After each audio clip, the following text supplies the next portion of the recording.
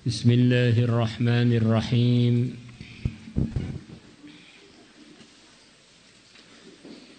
Wa kharraja Ahmadu min tariqi Ali ibn Yazid an Zuwarah ibn Abi Aufa an Malik ibn al-Harith radhiyallahu an. Ini ngulangi hadis kemarin biar lebih lengkap.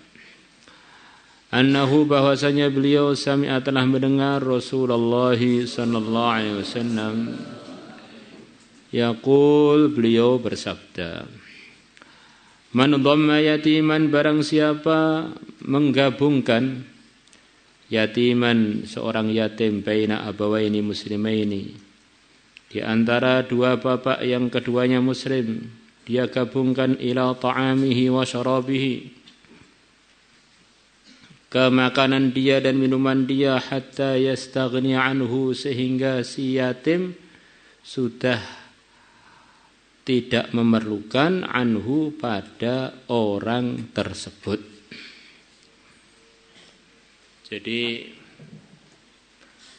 keterangannya seperti kemarin itu diantaranya. Kemudian ada tambahan hatta yastaghni anhu, ini penting. Di definisi yatim secara umum sebagaimana dalam pemahaman kita adalah anak kecil laki atau wanita yang ditinggal wafat orang tuanya sebelum balik.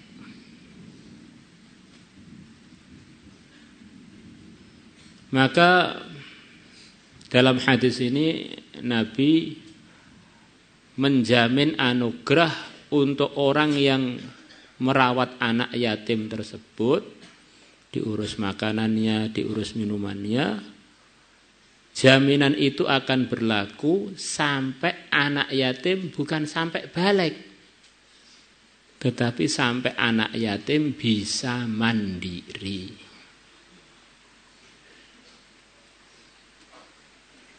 Karena kadang-kadang sebagian orang ada yang punya langkah yang kurang sesuai. Dia ngerawat anak yatim mulai dari dia sebelum balik, begitu balik ngerawatnya enggak diteruskan. Karena dia merasa fadilah kafalatul yatim atau menanggung anak yatim tadi sudah putus. Karena sudah tidak yatim lagi, orang sudah balik sudah enggak yatim lagi, sudah dewasa.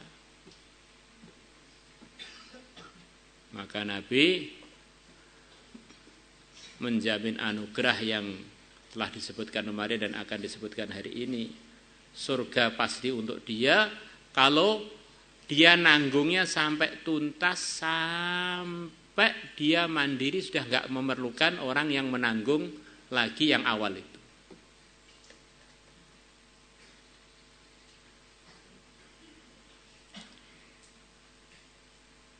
Kemudian yang kedua, ada beberapa riwayat yang bunyinya kurang lebih man dhamma yatiman minal muslimin.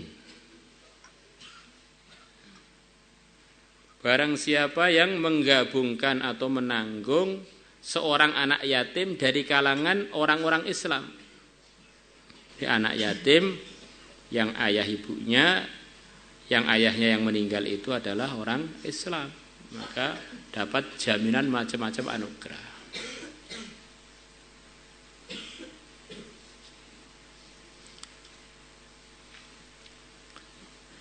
Maka kalau kita lihat di dalam hukum-hukum fikih, orang itu ngerawat orang lain itu tidak selalu putus fadilahnya selepas orang itu balik. Siapa yang punya anak perempuan, kemudian dia nafkahi dengan baik, dia didik dengan baik, kemudian dia carikan suami dengan baik, maka orang itu bersama aku di surga. Ini bukan anak yatim, anak dia sendiri, perempuan. Jadi merawat anak perempuan itu dengan baik, dididik dengan baik, pahalanya tidak kalah dengan pahala ngerawat anak yatim. Ini ayahnya masih ada, ibunya masih ada. Bagaimana dengan orang yang anaknya teman muslim kita, walaupun dia sudah enggak yatim, dia ini masih memerlukan untuk perhatikan terus, kemudian kita putus, itu kan satu hal yang tidak etik, satu hal yang tidak berakhlak. Apalagi orang selepas balik itu justru itu waktu umur yang orang itu goyangnya banyak, nafsunya mulai meningkat, pikirannya mulai macam-macam. Justru itu waktu yang dia seharusnya dituntaskan pendidikannya, pengawasannya sampai dia mandiri urusan agamanya dan urusan dunianya.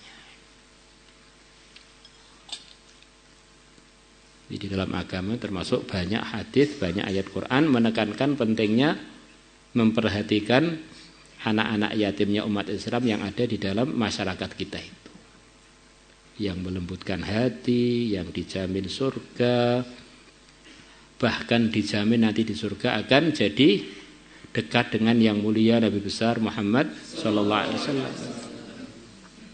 Maka itu satu hal yang kita termasuk berkewajiban untuk memperhatikannya dan memperjuangkannya.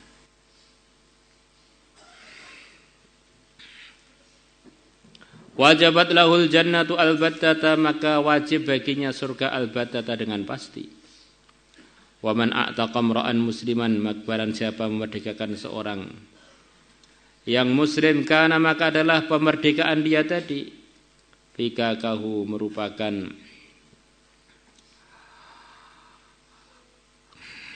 kemerdekaan dia atau lepasnya orang yang memerdekakan minan nari dari api neraka. Yujza, dia dibalas likulli adbin minhu, untuk setiap anggota tubuh minhu dari yang memerdekakan, dari yang dimerdekakan. Udwan, satu anggota minhu dari yang dimerdekakan.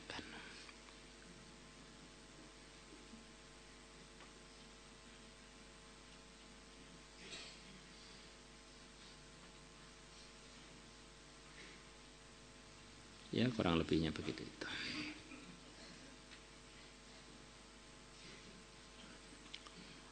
Wa kharraja Tabarani bi isnadin la ba'sa bihi an Abi Maslamah bin Abdurrahman ibn Auf an abihi radhiyallahu anhu an Rasulillah sallallahu alaihi wasallam qala, Nabi bersabda, ayyuma mri'in muslimin, mana saja laki-laki muslim, perempuan pun juga masuk.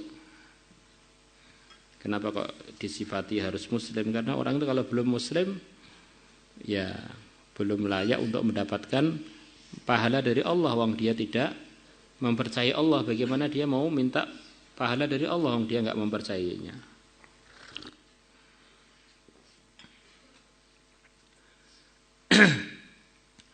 A'taqa, yang dia memerdekakan imra'an musliman, laki-laki yang muslim, perempuan pun juga masuk. Fahuwa, maka pemerdekaan dia itu, fikakuhu adalah pemerdekaan dia, minan nari dari api neraka. Yujza, dia dibalas bi kulli adwin minhu, dengan setiap tulang, minhu dari yang dia merdekakan, adman satu tulang, minhu dari dia yang dimerdekakan.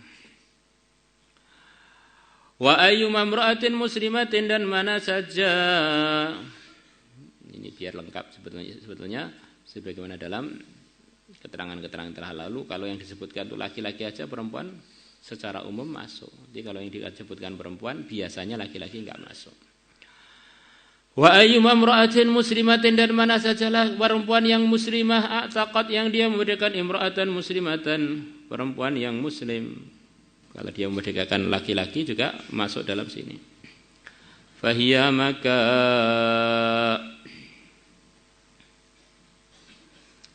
perempuan muslimah yang dia merdekakan, atau fi'lah dia, perbuatan dia tadi, fikakuha adalah merupakan pemerdekaan dia, pemerdekaan wanita muslimah tersebut, minan nari dari api neraka. Tujya, wanita itu dibalas bikuli adwin dengan setiap tulang yang dia merdekakan dari wanita yang dia merdekakan itu. Adman, satu tulang, minha dari yang memerdekakan. Wa ayyuma mri'in muslimin a'taqa muslimataini. Dan mana saja laki-laki muslim a'taqa muslimataini yang dia memerdekakan dua wanita muslimah, fahuma maka dua wanita muslimah itu fikakuhu adalah pemerdekakan dia. Di fahuwa dikembalikan kepada yang dimerdekakan juga benar aja. Fahuwa.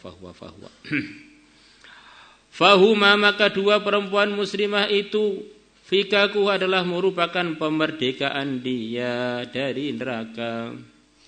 Yujza dibalas kullu admaini setiap dua tulang min idhamihima dari dua tulangnya dua wanita muslimah tadi, adman minhu satu tulang minhu dari imri'in muslimin dari laki-laki yang merdekakan.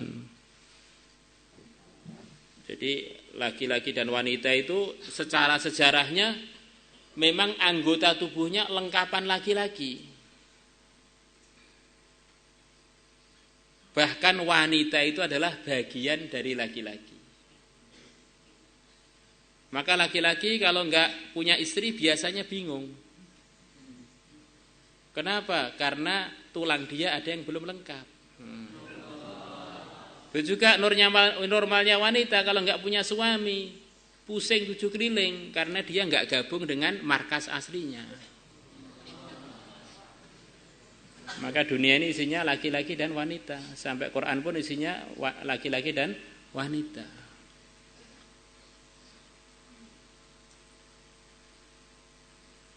Maka di dalam aturan agama karena laki-laki itu lebih lengkap, wanita di bawahnya dalam kelengkapan, hukumnya untuk laki-laki itu sering berbeda dengan wanita. Saksi laki-laki dengan dua wanita, namanya saksi dalam transaksi utang piutang namanya. Satu laki-laki, dua wanita menempati posisinya satu laki-laki. Tanggung jawabnya laki-laki lebih banyak. Maka nanti dalam warisan laki-laki dapat 2 kali lipatnya wanita. Karena wanita itu walaupun dapat sedikit, dia ini utuh karena dia enggak punya tanggung jawab nafkahi, tapi dinafkahi. Laki-laki sebetulnya dapat double tapi yang dinafkahi banyak. Ya istrinya, ya anaknya, itu akhirnya dapat banyak sepertinya tapi dapat paling sedikit sebetulnya itu. Ya termasuk di sini ini kalau wanita muslimah memerdekakan muslimah yang jadi budak, maka seorang muslimah tadi untuk memerdekakan dia dari api neraka cukup imbang. Tetapi kalau yang memerdekakan itu laki-laki, minimal harus memerdekakan 2 budak muslimah. Memerdekakan 2 budak perempuan baru untuk mendapatkan anugerah dia dilepaskan dari api neraka. Bisa dipahami ya? Dan biasanya memang di dalam sejarah dulu itu budak yang laki-laki itu lebih mahal, bisa 2 kali lipat, bahkan bisa lebih melebihi budak yang wanita. Karena kalau dipekerjakan juga lebih kuat. Kemudian tenaganya juga bisa untuk macam-macam keperluan, bahkan bisa untuk perang, untuk ini itu.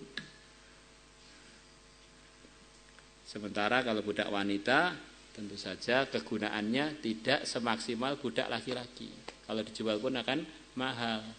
Kalau wanita di bawahnya maka pahalanya memerdekakan berbeda. La ilaha illallah wallahu a'lam. مولاي صل وسلم دائما أبدا